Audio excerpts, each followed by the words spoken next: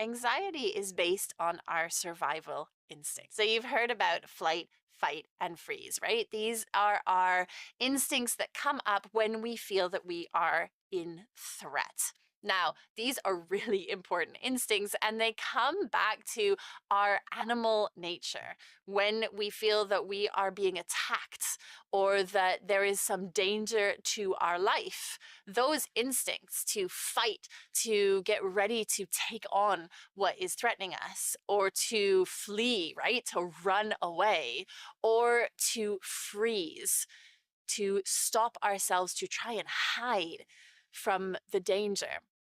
Those are all instincts that are really useful if your life is actually in threat. But someone who struggles with anxiety feels that threat more than others. And those flight, fight, or freeze instincts aren't actually warranted from an objective point of view because the threat is not to your life or your survival. And when that sense of worry and unease, those anxious feelings start to take over and you're feeling them uncontrollably, or you're feeling them and you can't switch them off, that is when you come into the category of potentially having a generalized anxiety disorder, or GAD. Some of the symptoms of those instincts, those survival instincts, that flight, fight, and freeze, is when your palms get all sweaty, or your heart starts to pound, or your tongue dries up.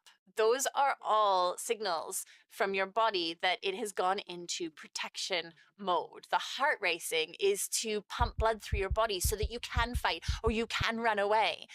These things make sense from a logical perspective if you are actually under threat. When you're in a job interview situation, your life is not at threat. And this is why learning how to manage anxiety can be so important. Now, there are lots of ways that a person can become anxious, or reasons behind why someone might have generalized anxiety disorder.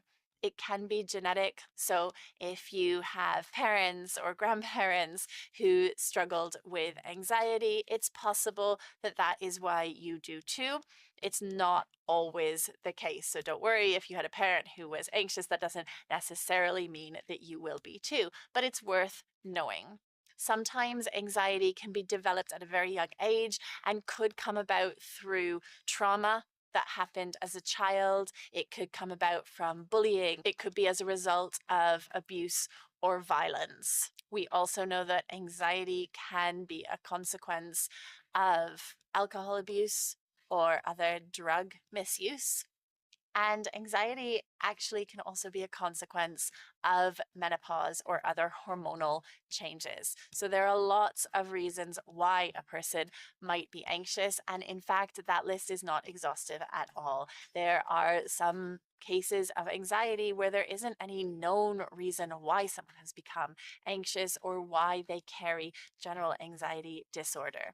The key thing to know at this point is that you can change it, and that there are really clear tools and strategies to help you if you are someone who struggles with anxiety. And if you want to know more about the really concrete tools that you can introduce into your life in order to navigate your own anxiety, or maybe the anxiety of someone that you love, then do make sure that you subscribe to this channel, because I put out a lot of videos with really clear strategies that you can start using right away to help you manage your anxiety, because I know that it can have a debilitating and devastating effect on your life if you don't have strategies for dealing with